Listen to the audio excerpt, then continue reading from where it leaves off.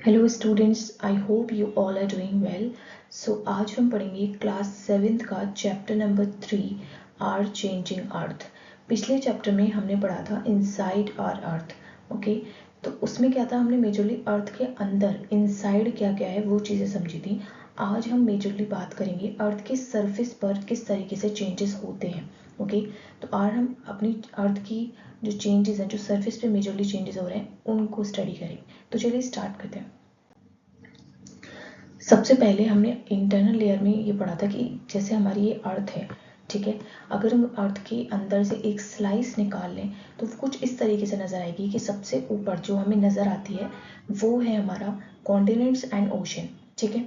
और इसका सबसे ऊपर वाली लेयर को हम कहते हैं, जो सॉलिड पार्ट है, सॉलिड रॉक से बना हुआ पार्ट है, उसको हम कहते हैं lithosphere.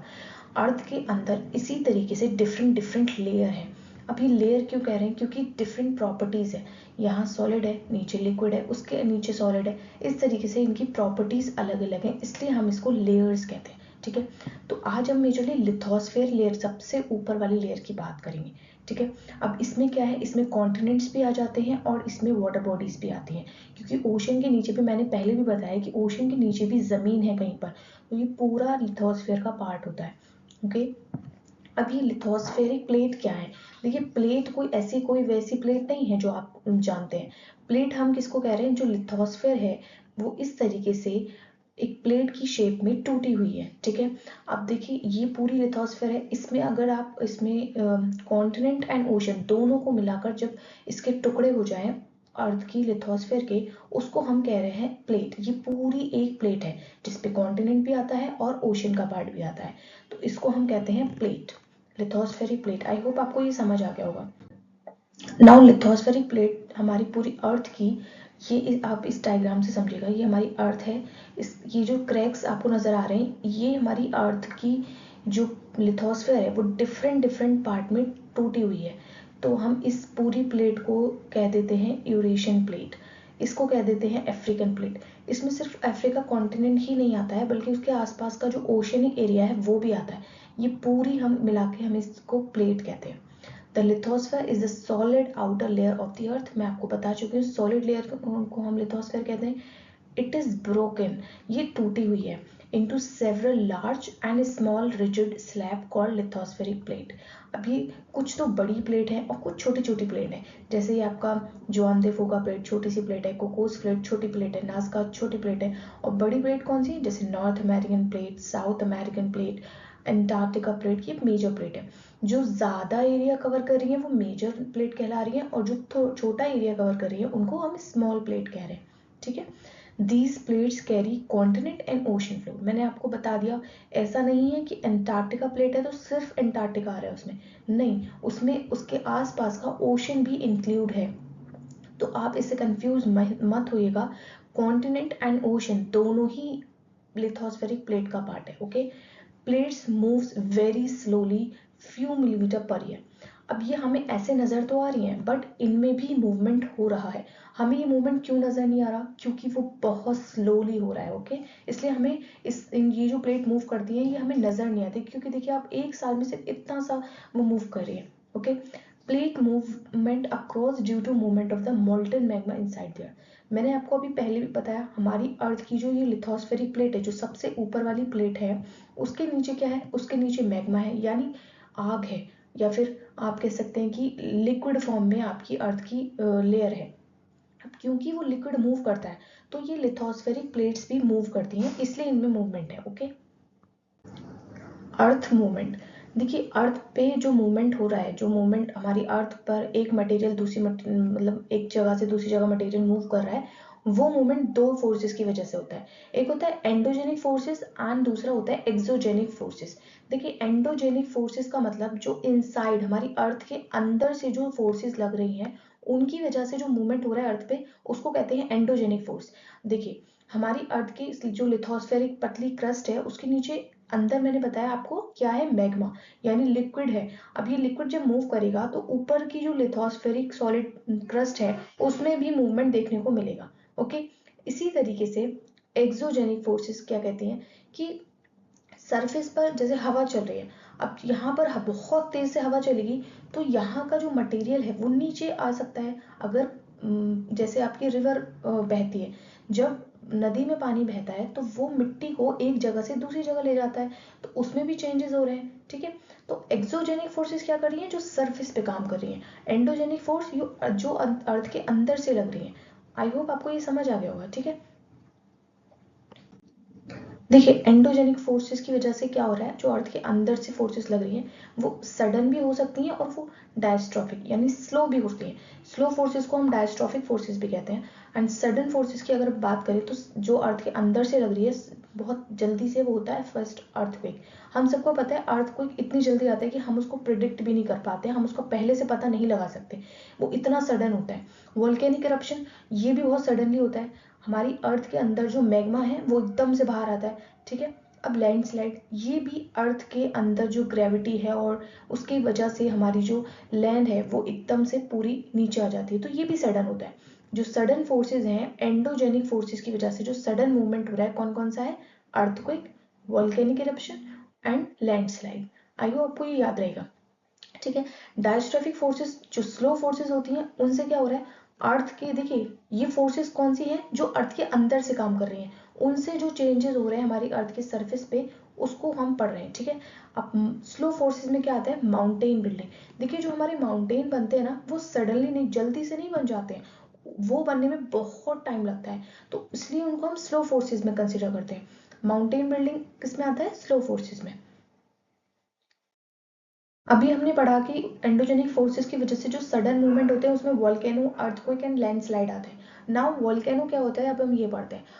Volcano is a opening और when in the earth crust. देखिए हमारी अर्थ की क्रस्ट है, अर्थ के अंदर जो मूवमेंट हो रहा है उसकी वजह से हमारी अर्थ क्रस्ट टूट जाती है, उसमें क्रैक्स डेवलप होते हैं, जिसकी वजह से ये ओपनिंग जो हो जाती है, इसमें हमारी अर्थ के अंदर जो मैग्मा प्रेजेंट है वो बाहर आने की कोशिश करता है, उसी को हम वोल्केनो कहते हैं। अब ये इसके अंदर से अर्थ के अंदर से क्या क्या चीजें बाहर आती हैं, molten magma, ash and gases, ये सारी चीजें बाहर आती हैं अर्थ के अंदर से। अब इसके कुछ पार्ट होते हैं वोल्केनो के, मैग्मा चैम्बर, जहाँ पे मैग्मा होता है उसको मैग्मा चैम्बर कहते हैं। जिस पाइप और इस ये पाइप के फॉर्म में एक एरिया होता है जहाँ से मैग्मा बाहर आता है ऊपर की तरफ, जैसे आप यहाँ देखेंगे तो इसको हम वेंट कहते हैं। जिस ओपनिंग से, जिस माउथ से ये बाहर आता है उसको हम कहते हैं क्रिएटर। अब देखिए लावा क्या होता है, लावा और मैग्मा में बहुत बड़ा कंफ्यूजन होता है, आज आप इसको अच्छे से याद रखिएगा।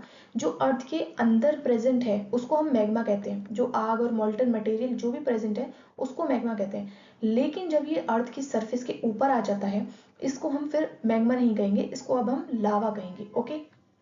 Volcanic eruption can cause mass destruction. देखिए जाहिर सी बात है, जमीन टूटी, अंदर से नीचे से आग ऊपर बाहर आ रही है, तो क्या होगा, डिस्ट्रक्शन होगा। सेकंड था अर्थक्वेक। देखिए अर्थक्वेक क्या होता है, sudden shaking of the earth surface. जो अर्थ की सरफेस है वो सडनली शेक करने लगती है, सडनली हिलने लगती है, ठीक है। ये किसी वजह से होता है, ये हमारी जो लिथोस्फीयर प्लेट में मूवमेंट होता है उसकी वजह से हमें ये शेकिंग फील होती है ना। अब देखिए इसके कुछ इंपॉर्टेंट टर्म्स हैं। फोकस, फोकस क्या होता है, वो पॉइंट जो अर्थ के अंदर होता है, point inside the earth where the earthquake start. देखिए जिस पॉइंट से अर्थक्वेक स्टार्ट होता है, यानी जिस पॉइंट से एनर्जी स्टार्ट होती है निकलना, उसको हम कहते हैं फोकस। फोकस हमेशा अर्थ के अंदर से स्टार्ट होता है, ठीक है। एपिसेंटर, एपिसेंटर वो पॉइंट होता है जहां अर्थ सरफेस पे डायरेक्टली अबव द फोकस। देखिए ये फोकस के जस्ट ऊपर जो सरफेस पे सबसे पहले एनर्जी आती है उसको हम एपिसेंटर कहते हैं, ठीक है। ये फोकस के जस्ट ऊपर होगा। Seismic waves, energy waves that travel all direction. देखिए सीस्मिक वेव्स क्या है, वो वेव जो जैसे यहाँ से एनर्जी निकली, अब ये जो ट्रेवल करेगी ये वेव की फॉर्म में ट्रेवल करेगी, इसको हम सीस्मिक वेव कहते हैं। Now understand the seismic wave. ये सरफेस के अंदर भी होती हैं एंड सरफेस के ऊपर भी वेव होती हैं। तो सबसे पहले हम बात करते हैं पी वेव की। पी वेव जो होती है वो लॉन्गिट्यूडनल वेव भी कहलाती है। इसमें क्या होता है, ये जो हमारी वेव है ये ऐसे लॉन्गिट्यूडनल फॉर्म में मूव करती है, ठीक है। एस वेव, ये सेकेंडरी वेव भी इसको कहते हैं। ये ट्रांसवर्स वेव होती है। बस आपको इतना ही याद रखना है, आगे चैप्टर में, आगे क्लासेस में आपको और इनको डिटेल में पढ़ना होता है, बट आप अभी यही याद रखिए कि पी वेव कौन सी वेव होती है, लॉन्गिट्यूडनल वेव होती है। एस वेव ट्रांसवर्स वेव भी होती है, ठीक है। एस वेव का मूवमेंट इस तरीके से होता है, up and down, okay. And L wave, ये दोनों जो पी एंड एस वेव है ये अर्थ के अंदर ट्रेवल करती हैं, ठीक है। एस जो ये जो एल वेव है ये सरफेस वेव है, ठीक है। एल वेव को हम लव वेव भी कहते हैं एंड ये सरफेस पे मूव करती है, सबसे ज्यादा डिस्ट्रक्शन करती है। क्यों? क्योंकि देखिए सरफेस पे तो यही फील हो रही है, तो सबसे ज्यादा डिस्ट्रक्शन एल वेव करती है। अब इसको जो हम सीस्मिक वेव है इसको हम कैसे, इसका पता कैसे चलता है? इसका पता हम एक ये मेजरमेंट स्केल होता है, इसको हम करते हैं सीस्मोग्राफ से मेजर। सीस्मोग्राफ एक इंस्ट्रूमेंट होता है, आपकी बुक में भी इसका डायग्राम होगा। तो उससे हम अपनी ये जो अर्थक्वेक का पता लगाते हैं। ये मैग्नीट्यूड, अगर हमें अर्थक्वेक का मैग्नीट्यूड जानना है कि कितना तबाही से वो उसने की है, तो हम कितना ज़्यादा उसने डिस्ट्रक्शन किया है, तो हम किस स्केल से नापेंगे? रिचर स्केल से। ओके, अर्थक्वेक प्रिपेयर्डनेस, देखिए आपकी बुक में ये भी है कि आप अगर अर्थक्वेक आपके एरिया में आ जाते तो आपको क्या करना चाहिए। तो देखिए सबसे पहले take shelter under the table, desk और अगेंस्ट एन इनर वॉल। देखिए आपको पहले तो वॉल के पास खड़ा नहीं होना है, कोई भी दीवार हो या कांच की विंडो है या चिमनी है या मिरर है, इन सबसे दूर रहना है आपको। आपको क्या करना है, कोई एक टेबल है उसके नीचे, एक मजबूत सी कोई टेबल है तो उसके नीचे बैठ जाना है। ओके, एंड ये टेबल दीवार से लगी हुई नहीं होनी चाहिए, एकदम बीच में जाके बैठिएगा। Okay, spread awareness and stay calm during. आपको अगर आपको अर्थक्वेक के बारे में नॉलेज है तो आपको लोगों को बताना है। एंड अगर अर्थक्वेक आ जाता है तो आपको उस दौरान बहुत ज़्यादा पैनिक नहीं करना है, बहुत घबराना नहीं है, आपको काम रहना है एंड लोगों को बताना है कि ये चीज़ें कर सकते हैं अगर अर्थक्वेक आपके एरिया में आ जाता है तो। ओके, नाउ हमने अभी तक एंडोजेनिक फोर्सेस को पढ़ा। Okay, now understand the exogenic forces. Exogenic forces वो फोर्सेस होती हैं जो अर्थ के सरफेस पे काम करती हैं, ठीक है। अब इसमें आते हैं वेदरिंग, इरोजन, डिपोजिशन। देखिए वेदरिंग क्या होता है, जैसे यहाँ पे कोई रॉक है, ठीक है। अब इस रॉक पे क्या है, सनलाइट पड़ रही है, पानी पड़ रहा है, या जो भी चीजें हवाएं वगैरह यहाँ पे काम कर रही हैं, तो ये जो रॉक है इसमें दरारें पड़ जाएंगी, उसको कहते हैं वेदरिंग। अब यही रॉक मतलब थोड़ी लूज हो जाएगी ना, क्योंकि यहाँ पे पहले तो सॉलिड रॉक थी, लेकिन वाटर विंड वगैरह से क्या हुआ, इसमें इसका जो पार्टी इसमें क्रैक्स पड़ गए, तो ये थोड़ा वीक हो जाती है रॉक। वीक होने की वजह से फिर ये एक जगह से दूसरी जगह मूवमेंट, अब देखिए ये रिवर है, ये इस रॉक को तोड़ तोड़ कर दूसरी जगह ले जा रही है, तो इसको कहते हैं इरोजन। इरोजन के बाद ये कहीं जाकर तो ये रॉक जमा होगी, जब ये एक जगह जाकर जमा होती है तो इसको हम कहते हैं डिपोजिशन। अब ये सिर्फ रिवर से ही नहीं, ये सी वेव्स के थ्रू भी हो सकता है, ग्लेशियर्स भी ऐसा करते हैं, विंड भी ऐसा करती हैं, एक मटेरियल को तोड़कर दूसरी जगह ले जाकर जमा करती हैं। तो ये जो सरफेस पे जो फोर्सेस काम कर रही हैं, river, sea waves, glaciers and wind के द्वारा, उसको हम कहते हैं एक्सोजेनिक फोर्सेस, ठीक है। इस ये जो प्रोसेस होता है कैसे होता है, पहले वेदरिंग होगी, फिर इरोजन होगा, फिर डिपोजिशन होगा। ये किस किस, इनको कहते हैं एजेंट्स, जिनके थ्रू होता है इनको एजेंट्स ऑफ एक्सोजेनिक फोर्सेस कहते हैं। ओके, नाउ एक्सोजेनिक फोर्सेस का हम यहाँ पे मैंने और अच्छे से बताया कि weathering, breaking off rock on the earth surface, surface पे रॉक टूटती है उसको कहते हैं weathering. Erosion, wearing away and carrying material by water, ice and wind. ये क्या है, ये तोड़कर ले जाना और उसको कैरी करना, ठीक है। मटेरियल को ये एक जगह से दूसरी जगह ले जा रहे हैं, इसको हम इरोजन कह रहे हैं। Deposition, material form a new landform. देखिए जब ये डिपोजिशन करेंगे, जब ये कहीं जाकर एक जगह से दूसरी जगह जमा करेंगे सारे मटेरियल को, तो यहाँ पे एक नया लैंडफॉर्म बन जाएगा, इसको कहते हैं डिपॉजिटेड मटेरियल से हमें नया लैंडफॉर्म बनता हुआ नजर आता है। और वेदरिंग इरोजन से क्या होता है, वो जो बना हुआ लैंडफॉर्म है वो टूटता हुआ नजर आता है, क्योंकि ये तोड़कर दूसरी जगह ले जाकर नया लैंडफॉर्म बना देते हैं। मैंने अभी आपको एक्सोजेनिक फोर्सेस के एजेंट्स के बारे में बताया कि river, winds and glacier, sea waves, इन सब से लैंडफॉर्म्स बनते हैं। एक्सोजेनिक फोर्सेस इन सब के थ्रू होता है, ठीक है। अब ये जो एक्सोजेनिक फोर्सेस के जो एजेंट्स हैं, इनसे कौन से लैंडफॉर्म बनते हैं, अब हम ये पढ़ेंगे। सबसे पहले आता है वाटरफॉल। देखिए वाटरफॉल क्या है, ये आप वैसे वाटरफॉल का पिक्चर सबने देखा होगा, ये बहुत ब्यूटीफुल सा वाटरफॉल नजर आता है हम लोगों को। फॉर्म्ड कैसे होता है ये समझते हैं। When river flow over hard rock, जब रिवर हार्ड रॉक से नीचे आती है, ठीक है, soft rock below is eroded faster. अब इसमें क्या होता है, जहां पर हार्ड रॉक है एंड सॉफ्ट रॉक है, अब यहाँ से रिवर जा रही थी, अब वैसे तो इसको ऐसे पूरा एक, यहाँ पर पूरा एक क्या था, रॉक था, बट यहाँ पर सॉफ्ट मटेरियल था, यहाँ पर हार्ड मटेरियल था। तो रिवर ने क्या किया, सॉफ्ट मटेरियल को एरोड कर दिया, यानी यहाँ पर इसको हटा दिया, यहाँ से इसको नीचे एरोड कर दिया, यानी ऊपर से नीचे लेकर चली गई। ये एरिया खाली हो गया।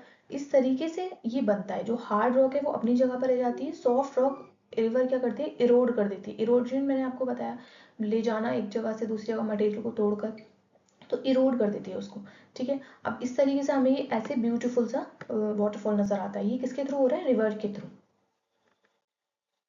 Now understand meander and oxbow lake कैसे बनता है। मिएंडर्स क्या होता है, जब हमारी जो रिवर है, large band form when the river flow on plain. जब माउंटेन्स या हिली एरियाज से रिवर नीचे आ जाती है प्लेन एरियाज में, तो प्लेन एरियाज में वो ऐसे मूवमेंट करने लगती है। ठीक है, ऐसे जब वो लहर लेकर आती है इस तरीके से मूवमेंट के साथ, तो इसको हम कहते हैं मिएंडरिंग। ठीक है, मिएंडरिंग आप इस डायग्राम से समझ, इसी को हम मिएंडरिंग कहते हैं। जब ये मिएंडरिंग बहुत ज़्यादा टर्न करने लगती है, बहुत ज़्यादा ऐसे मूवमेंट हो जाएगा, तो यहाँ पर ये कट डाउन हो जाएगा और रिवर ऐसे फ्लो करने लगेगी। तो ये जो एरिया कट डाउन होता है, इसको हम कहते हैं oxbow lake, formed when meander loop gets cut off from the main river. Main river से ये क्या हुआ, ये कट ऑफ हो गया, ये ज़्यादा घुमाव ले लेती है रिवर, एंड उससे ये एक एरिया कट ऑफ हो जाता है, इसको हम ऑक्सबो लेक कहते हैं। अब फ्लड प्लेन एंड लेवीज, ये भी रिवर से बनते हैं। फ्लड प्लेन क्या होते हैं, form due to deposited fine sediment during floods. अब क्या होता है, रिवर बह रही है, ठीक है, अब कभी ऐसा होता है रिवर में बहुत ज़्यादा पानी भर जाता है, जिसकी वजह से ये जो मटेरियल है रिवर का, ये ऊपर तक पानी आ जाता है। तो यहाँ पर जो रिवर का मटेरियल है वो सब यहाँ जमा होता है, लेकिन वापस से फिर रिवर जब पानी कम होता है तो वापस से अपने ही एरिया में बहने लगती है। तो ये जो एरिया होता है, यहाँ पर जो रिवर का अंदर जो मटेरियल था वो यहाँ पे डिपॉजिट हो जाता है फ्लड प्लेन के दौरान, फ्लड के दौरान। तो इसीलिए इसको हम फ्लड प्लेन कहते हैं। वेरी फर्टाइल लैंड होती है क्योंकि यहाँ पे न्यू मिट्टी जमा हो जाती है। लेवीज क्या होते हैं, raised up river bank formed by the deposition. ये जो होते हैं ना, ये बिल्कुल रिवर के बैंक पर जो ये रेज्ड मटेरियल होता है, इसको हम लेवीज कहते हैं। ये दोनों तरफ जो रेज्ड अप एरिया होता है रिवर की साइड में, ये आपने देखा भी होगा, रिवर जब बहती है तो उसके साइड में थोड़ा सा ऊंचा एरिया होता है, उसको हम लेवीज कहते हैं। Delta, delta formed when at river mouth due to heavy deposition. देखिए, जब रिवर आती है तो अपने माउथ पर, माउथ कैसे हम डिसाइड करते हैं, माउथ डिसाइड करते हैं जहाँ पे हमारी रिवर सी यानी ओशन से या सी से मिलती है, तो उसको हम कहते हैं रिवर का माउथ। अब जब ये सी से मिलती है या ओशन से मिलती है रिवर, तो अपने जो भी सेडिमेंट सी लेकर आती है वो जमा कर देती है, या इसकी स्पीड कम हो जाती है तो मटेरियल जमा होने लगता है। ठीक है, ये एक इस तरीके से एक लैंडफॉर्म बना लेता है जिसको हम डेल्टा कहते हैं। ये कहाँ बनता है, रिवर के माउथ पे। और ये कैसे बनता है, डिपोजिशन से। जो सेडिमेंट रिवर लेकर आती है वो डिपॉजिट करती है, इस तरीके से ये एक लैंडफॉर्म बन जाता है जिसको हम कहते हैं delta. River split into distributors.